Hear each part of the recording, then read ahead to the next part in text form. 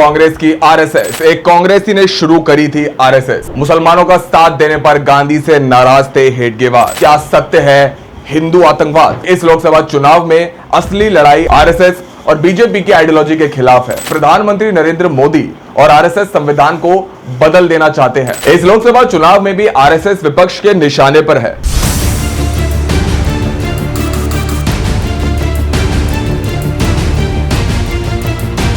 नमस्कार, मैं हूं आपके साथ मिहिर जैन और आज मेरे साथ है उमर अंसारी। दोस्तों, मुसलसल देश में आरएसएस और पीएफआई जैसी कई ऑर्गेनाइजेशंस का नाम आता ही रहता है, जिसके तहत इन ऑर्गेनाइजेशन से जुड़े लोगों को कई किस्म की प्रताड़ना से जूझना पड़ता है। लेकिन अब सवाल उठता है कि आखिर सत्य क्या है। तारीख 15 अप्रैल 2024, जगह केरल का वायनाड। कांग्रेस सांसद राहुल गांधी ने कहा था कि इस लोकसभा चुनाव में असली लड़ाई आरएसएस और बीजेपी की आइडियोलॉजी के खिलाफ है। तारीख 29 अप्रैल 2024, जगह बिलासपुर, छत्तीसगढ़। राहुल गांधी ने कहा कि प्रधानमंत्री नरेंद्र मोदी और आरएसएस संविधान को बदल देना चाहते हैं। ये लोकसभा चुनाव लोकतंत्र, संविधान, आरक्षण और गरीबों के अधिकारों की रक्षा करने का चुनाव है। राष्ट्रीय स्वयंसेवक संघ यानी कि आरएसएस, जिसकी क्लासरूम में पढ़े तमाम विद्यार्थियों में से एक है भारत के प्रधानमंत्री माननीय नरेंद्र मोदी। जहां से निकले नेता देश के 10 राज्यों में मुख्यमंत्री और 16 राज्यों में राज्यपाल है। देश में चाहे चुनावों में टिकट मिलना हो, मंत्री बनना हो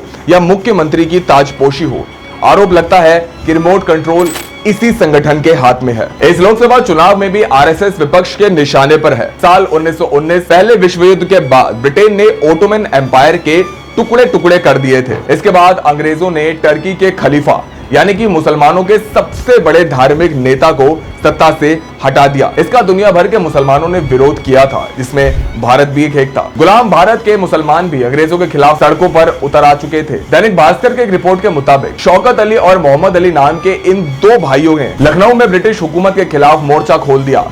इसे नाम दिया गया खिलाफत आंदोलन। मकसद था खलीफा को तुर्की के सिंहासन पर दोबारा बिठाना। इसके बाद जल्द ही देश भर के मुसलमान इस आंदोलन से जुड़ने शुरू हो गए। ये वो दौर था जब जलियांवाला बाग हत्याकांड हो चुका था, पंजाब में मार्शल लॉ लागू हो चुका था, देश भर में रॉलेट एक्ट यानी बिना मुकदमा चलाए किसी को भी जेल में बंद करने की मुहिम चालू हो चुकी थी। ये ब्रिटानिया हुकूमत की नीतियों का विरोध होना शुरू हो चुका था। 4 साल पहले साउथ अफ्रीका से लौटे महात्मा गांधी अंग्रेजों के खिलाफ एक बड़े आंदोलन की तैयारियों में जुटे थे। खिलाफत आंदोलन को उन्होंने एक मौके के रूप में देखा कि इसके जरिए हिंदू और मुसलमानों के बीच इत्तेहाद कायम हो सकता है, यानी कि एक मंच पर उन्हें साथ लाया जा सकता है। गांधी जी ने एक नारा दिया कि जिस तरह हिंदुओं के लिए गाय पूजनीय है, उसी तरह मुसलमानों के लिए खलीफा। डॉक्टरी पढ़कर नए नए कांग्रेसी नेता बने नागपुर के केशव बलिराम हेडगेवार को गांधी का यह फैसला सही नहीं लगा। हेडगेवार की जीवनी लिखने वाले सीपी भिशिकर अपनी किताब केशव संघ निर्माता में लिखते हैं कि हेडगेवार ने गांधी जी से कहा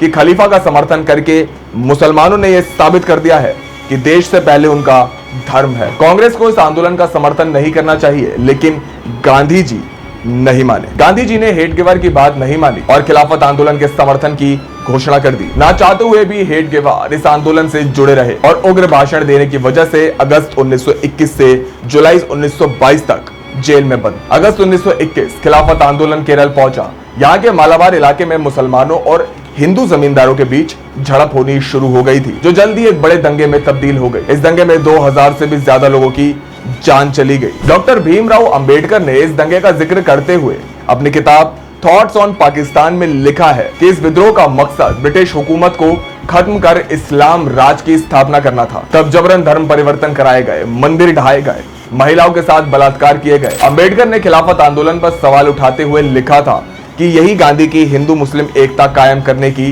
कोशिश है। क्या फल मिला हमें इस कोशिश का? कांग्रेस अध्यक्ष रही एनी बेसेंट दंगों के बाद मालाबार गई। उसके बाद उन्होंने एक अखबार में आर्टिकल लिखा कि अच्छा होता कि अगर गांधी जी मालाबार जाते, वे अपने आंखों से उस दृश्य को देखते जो उनके प्रिय भाइयों मोहम्मद अली और शौकत अली ने खड़ी की है। 2 साल बाद यानी 1923 में नागपुर में सांप्रदायिक दंगा हुआ।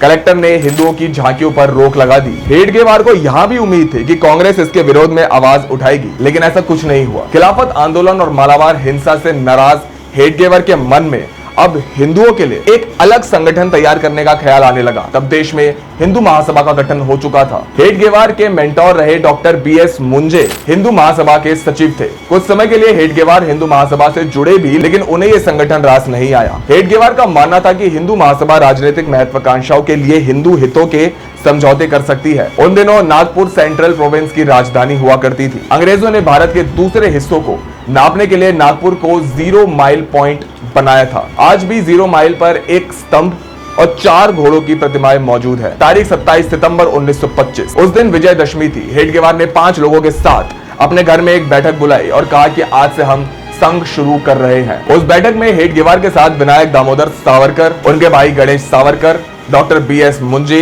एलवी प्रांजपे और बीबी थोलकर शामिल थे। 17 अप्रैल 1926 को हेडगेवार के संगठन का नामकरण हुआ राष्ट्र स्वयंसेवक संघ, यानी कि आरएसएस। और इसी तरह आरएसएस की शुरुआत हुई। जब वास्तविकता में आरएसएस देश हित की बात करती है तो फिर देश का सबसे कंट्रोवर्शियल दल इसे क्यों कहा जाता है? जब आरएसएस वास्तविकता में देश हित की बात करती है तो फिर भारत का तिरंगा अपनाने से एक जमाने में क्यों ऐतराज किया गया था? अगर आरएसएस वास्तविकता में अपने पंथ से ज्यादा अपने देश से प्यार करती है तो फिर क्यों इस संघ को हिंदू आतंकवाद से जोड़ा जाता है? हमें कमेंट बॉक्स में जरूर बताएं। दोस्तों, वीडियो पसंद आई हो तो वीडियो को लाइक करें, शेयर करें, सब्सक्राब करें और साथ ही बेल आइकन को भी जरूर दबाएं ताकि आपको हमारे तमाम वीडियोस के नोटिफिकेशन सबसे पहले मिल सके। उमर अंसारी के साथ मिहिर जैन, कथा।